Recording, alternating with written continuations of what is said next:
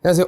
구로부천 이승호입니다. 자, 이제 6평이 한 2주 정도 남았습니다. 6월 모평이라는 시험이 중요하지만 수능은 아니니까 너무 이 말의 무게에 대해서 부담을 갖지 않으셨으면 좋겠는 게 6월 모평 앞두고 학생들이 이제 여러 가지 질문을 하는 거에서 저는 이제 사실은 이걸 다 수업 시간에 일일이 얘기할 수 없으니까 하나씩 뽑는 거거든요. 가장 대표적이었던 게 처음에 이제 EBS 연계공부법, 두 번째가 사설모의고사 활용법, 사기만 하고 유기하니까. 그 다음 이제 세 번째가 사실은 엄매랑 화작 공부법. 최소한 2주 전엔 좀 이렇게 했으면 좋겠다? 이런 걸 좀 말씀드리고 싶은 거죠. 일단 이 말은 좀 주제합시다.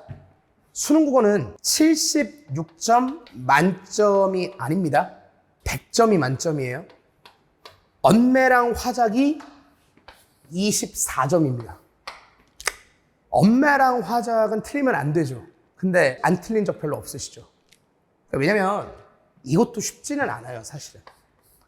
근데 어쨌든 제가 꼭 말씀드리고 싶은 건 일단 이 말은 기억하시라고요. 선택 과목제가 되면서 공부의 비중이 압도적으로 독서랑 문학이 많다는 건데, 문제가 국어는 독서랑 문학이 끝도 없단 말이에요. 어디까지가 제한선이 없기 때문에 계속 하면서 엄매랑 화작을 붙여야 되는 거거든요. 아무래도 그러다 보니까 공부하는 게 쉽진 않죠. 아마 이거 올라가면 한 열흘 남을 거예요. 남은 기간 동안 좀 요렇게는 좀 했으면 좋겠다 정도로 말씀을 좀 드릴게요. 문법부터 좀 말씀드릴 거고, 본인이 해당하는 걸 골라서 드시면 됩니다. 화작 선택자인데 문법 듣고 있을 필요 없죠. 일단 문법은 사실 여러분들 중에서 이제 개념을 급히 돌린다라는 사람들이 있는데, 빠르게 돌리면 알던 것만 더 잘 알게 됩니다. 양치기 하면 늘어요?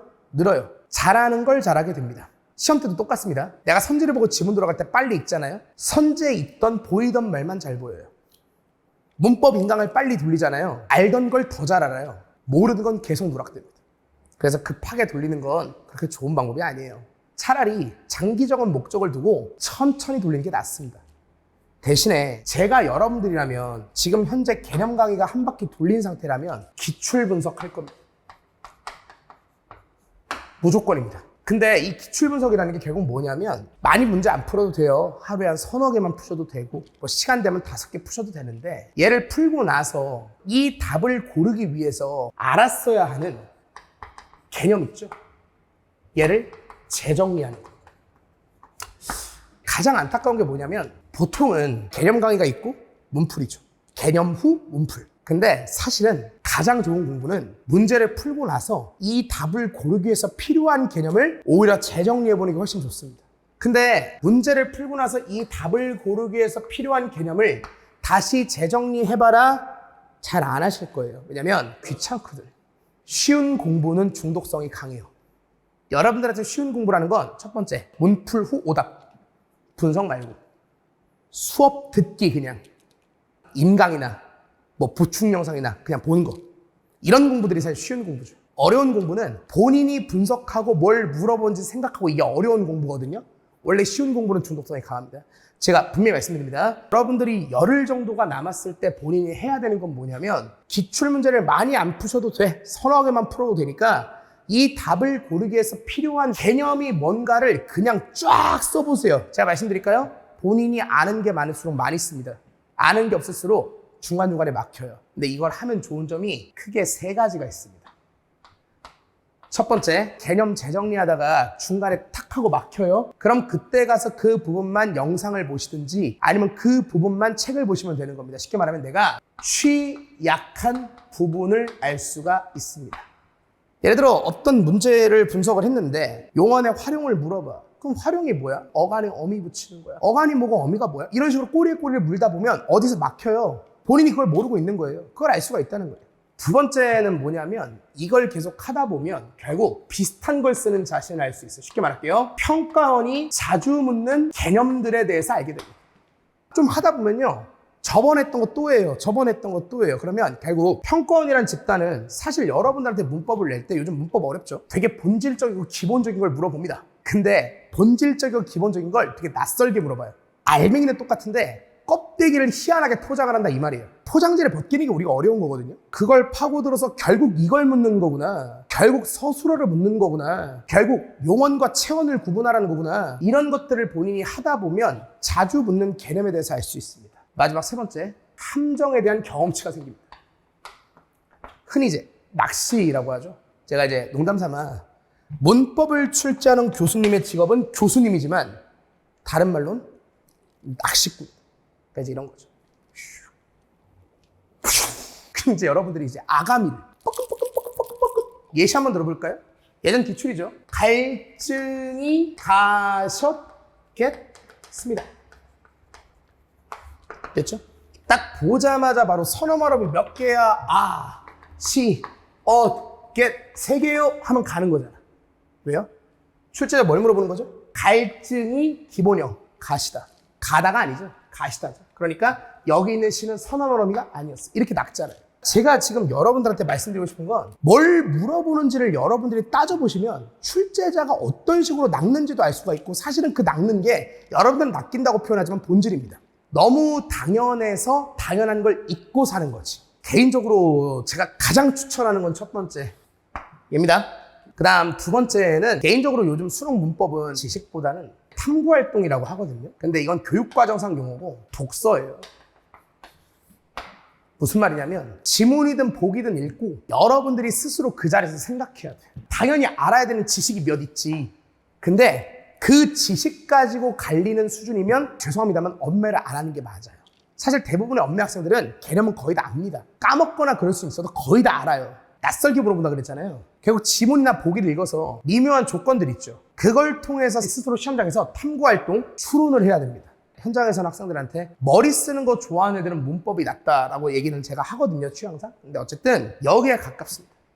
이것도 마찬가지입니다. 기출 분석하면서 출제자가 보기나 지문에서 어떤 식으로 근거를 끌어오는지도 따져보시면 문제 나오는 양상이 비슷해요. 이것도 한번 보시면 좋고요. 마지막 세 번째입니다. 특히 이제 여러분들이 좀 주의해야 되는 건 특히 6평 때는 지문형 문제 있죠. 이걸 어떻게 할 거냐 고민을 하셔야 돼요. 보통 지문형이 35, 36번인데 그중에 꼭 하나가 3점짜리가 달려있죠. 잘 아시죠? 쉽지 않다는 거. 그래서 실제로 시험이 노련한 N수들은 어떤 아이들이 있냐면 언매를 푸는데 문법 개별 문제 3개를 풀어놓고 지문형만 나중에 푸는 애들도 있어요. 자, 이러라고 떠드는 게 아니라 특히 현역들 잘 들으세요. 내가 너라면 남은 기간 동안 지문형 문제 기출은 다 돌릴 것 같아요. 그러니까 이 지문도 두 가지 부류가 있지 않겠어요? 내가 아는 내용으로 기술된 부분이 있을 거고 진짜 듣도 보도 못한 처음 보는 내용, 뭐 붙임표라든가 사실 읽어보면 별거 아닌데 하다못해 중세로 껍데기 씌워놓은 것도 있잖아요. 그러니까 그런 다양한 양상들을 보면서 시험장에서 지문형 문제를 어떻게 읽을 거고 지문 안 읽고 그냥 풀면 안 돼. 이런 사람들이 큰일 납니다. 그게 사설이면 어떨 땐 통할 수 있지만 기출이면 잘 통하지 않고 특히 두 문제 중에 무조건 하나는 지문을 무조건 돌아가야 되게 설계가 돼 있습니다. 제발 이 지문형 문제 지문을 좀 어떻게 하고 내가 어떻게 처리할 건지에 대해서는 다 기출을 보는 게 가장 좋은데 포인트를 좀 두시란 얘기예요.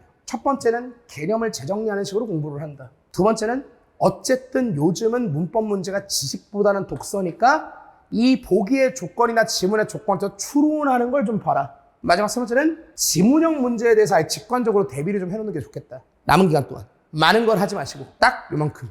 괜찮으시죠? 그리고 엄매 혹시 이번에 다 맞으면 좋아요. 반드시. 그 다음 매체 갑니다. 의외의 복병이죠. 엄매러들 잘 들으세요. 내가 이제 답답한 게 뭐냐면 물론 이해는 합니다. 매체가 콘텐츠가 별로 없죠. 사실 저도 모의고사를 만들지만 매체를 만드는 게 가장 힘들어요. 아마 올해가 지나면 매체는 사라지겠죠. 제가 뭐 현장에서 한번 얘기한 바가 있습니다만 너희들 중에 이런 애들 매체는 그냥 시험장 가서 쇼부를 보면 된다. 절대 그렇지 않아요. 시험 끝나고 나면 꼭 이럴 때 있죠. 다 잘 풀었는데 매체 2개 나갔다. 되게 많아요 생각보다. 매체도 마찬가지예요. 무조건 뭐부터 해야 되냐면 기출 분석 하셔야 돼요. 몇 개는 없는 거 알아요. 근데 그 몇 개는 없는 거라도 예를 들어 3개를 있다 쳐요. 그 3개 년에 6문제씩 있으니까 6구 수능, 6구 수능, 6구 수능에서 9개 시험지 6개면 문제가 50개는 돼요. 그 50개에다가 선지 5개씩 있어요. 그러니까 이걸 그냥 OX를 따진다라고 생각해보면 어쨌든 250개는 따질 수 있는 건데 여러분들한테 왜 이렇게 기출 분석을 해라 라고 말씀드리냐면 모든 선지를 다 따져봐라. 근데 이걸 왜 말씀드리냐? 일단 나오는 방식에 익숙은 해야 될 거 아니에요. 어차피 역사가 3년밖에 안 된 거니까 제가 여러분들한테 이걸 가지고 어떻게 해라라고 더 진하게는 말을 못하겠지만 최소한 나와 있는 기출이라도 타이트하게 보면서 얘는 왜 맞고 왜 틀렸는지. 그래서 일단 첫 번째 나오는 유형이나 나오는 지문에 대해서 익숙해질 필요가 있어요.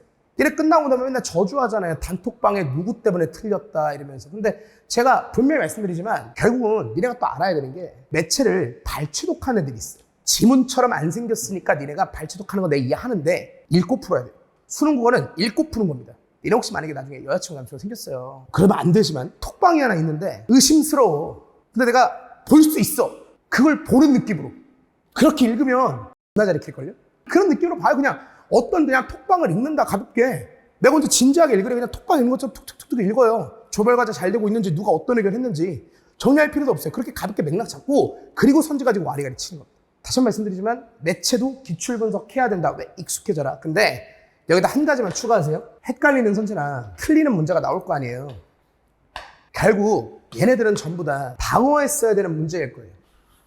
그럼 방어했어야 한다는 건 결국 뭘 뭉갰는가. 예를 들어 내가 지문에 어떤 정보를 누락했다거나 선지에 어떤 말을 뭉갰다거나 그런 것들을 조금 정리해 두시면 되고요. 아마도 제 생각에는 틀리는 게 비슷하면 하는 것도 비슷할 거예요. 그럼 너희들이 시험장에서 그 짓을 안 하면 되는 거거든요. 이거를 6평 전에 어차피 기출 많이 있는 것도 아니니까 최소한 3개년 매체 기출은 돌리고 시험장 들어가야 되지 않을까. 사설 많이 풀어도 결국 사설보다는 기출을 보는 게 맞고 기출을 베이스로 해서 만들긴 하지만 사설도 가장 좋은 건 그래도 기준을 기출로 잡는 게 낫지 않을까. 언매에서 아무런 문제가 없었으면 좋겠다라는 게 제 개인적 생각입니다. 그다음 화작가입니다.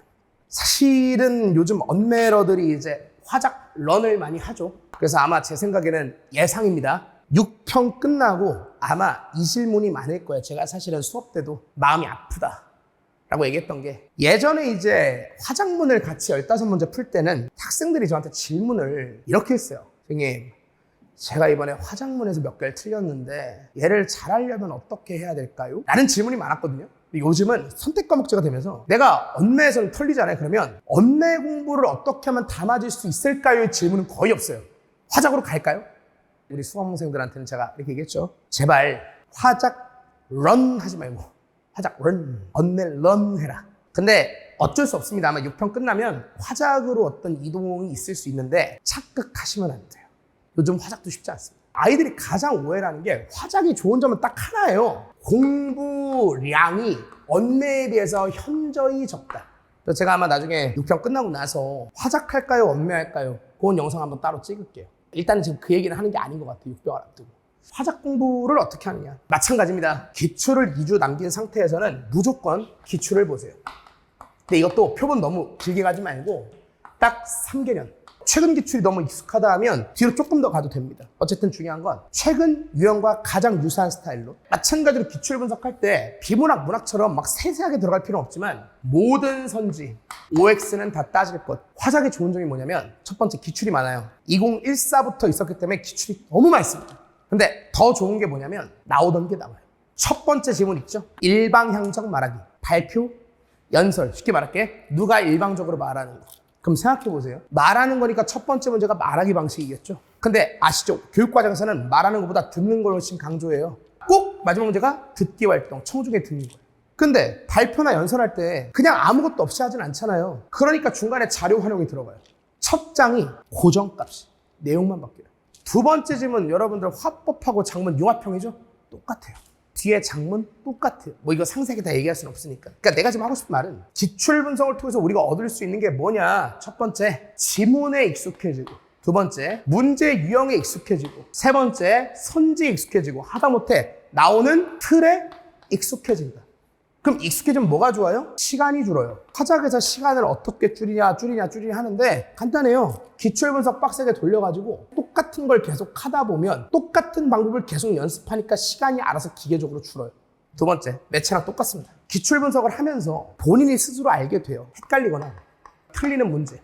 뭐 특히 이제 작문할 때 자료 활용이라든지 초고를 썼는데 이 자료를 바탕으로 해서 할 수 있는 말 선지로 나오는 것들, 이건 좀 어렵잖아요. 그런 문제들을 통해서 내가 뭘 하지 말아야 되는지. 근데 화작 똑같거든요. 결국은 왔다 갔다 하면서 선지 보고 와리가리 치는 건데 지문에 어떤 정보를 누락한 건지 선지를 끝까지 읽어야 되는데 중간에 한 단어를 날렸든지 여러 가지 이유가 있을 수 있어요. 그래서 그런 이유들을 조금 정리를 하시면 간단하게 말씀드릴게요. 본인이 일단 그런 짓을 자주 한다는 건 알고 있어야 될 거 아니에요. 그럼 그걸 알아놓고서 시험 때 혹시라도 답이 안 보이면 내가 혹시 뭘 놓쳤나? 라고 전환될 수 있어요. 제가 딱 두 가지 말씀드리자면 매체랑 화작은 똑같아요, 사실은. 다만 매체와 화작의 차이는 그나마 화작이 나은 건 기출이 많고 매체는 기출이 적고 하는 일은 똑같은데 공통점이죠. 6평 2주를 앞두고 가장 좋은 건 기출이다.